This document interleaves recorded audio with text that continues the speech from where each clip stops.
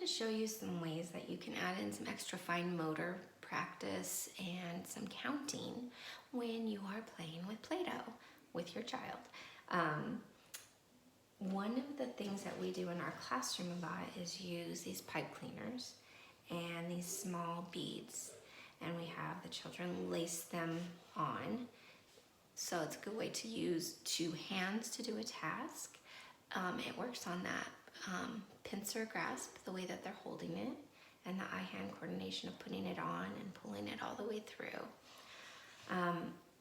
So to replicate that here at home, you probably don't have these materials. I actually saw another teacher use a spaghetti noodle, and I thought that was a really good idea.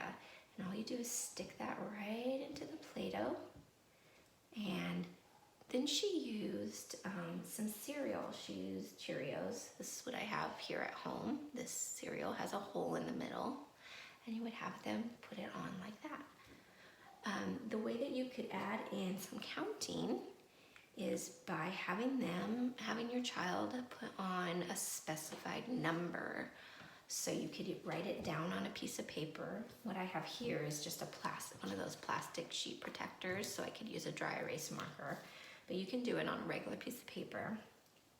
And you can write down a number. Okay, let's put on 4 pieces. And then add the little dots to kind of help them count it out. 1, 2, 3, 4. All right, let's count out our cereal. 1, 2, 3, 4. Very good. Let's put it on our stick. Here we go. 1, 2, 3, 4. Good job. That was great. And then if you don't have any of that, oh wait, before I move on, I wanted to show you, you could also, if you have the kind of pasta, the tube pasta at home, you could use that as well, like with a straw. A straw is probably a little more heavy duty, and you can stick the straw in and put the pasta. This is a plastic straw, so I just had a thought you can also maybe even cut these into little pieces and put those onto the spaghetti noodle as well. Just a thought. Okay, so if you don't have any of those things, another thing that you could do is just find something small that you have at your house. Maybe you have some buttons. You can even find some, beans maybe in your pantry. Anything small that you can kind of stick inside the Play-Doh. Just sort of put it like that.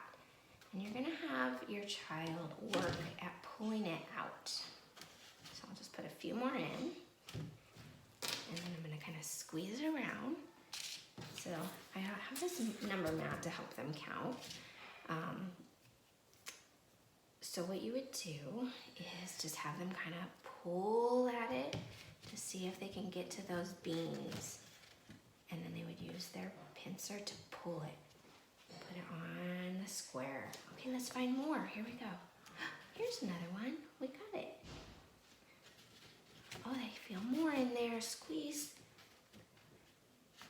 There's another one. Sticking to my finger. Okay, so you get the point. And then you can have them count. How many beans did you find? 1, 2, 3, 4. How many? 4 beans. You found 4 beans. Good job.